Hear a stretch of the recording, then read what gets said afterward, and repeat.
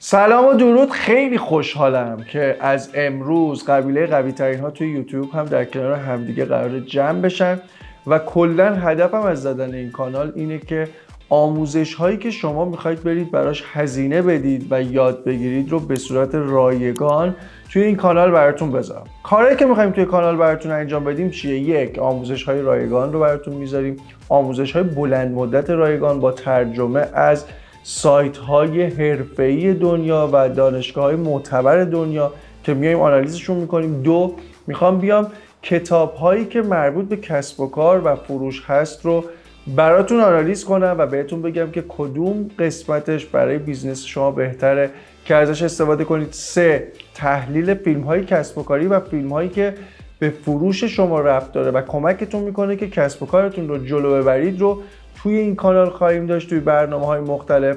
چهارمین کاری که میکنیم، میخوام از کسایی دعوت کنم که به صورت اینترویو در کنار همدیگه باشیم، با هم صحبت کنیم، تجربیاتشون رو در اختیار شما بذارم. کلی برنامه خفن داریم برای این کانال و میخوایم کاری بکنیم که دانشگاه جامع کسب و کار و فروش توی ایران باشه. کانالی که برای قوی ترین ها زدیم. سابسکرایب کنید، حمایت کنید، برای دوستاتون بفرستید.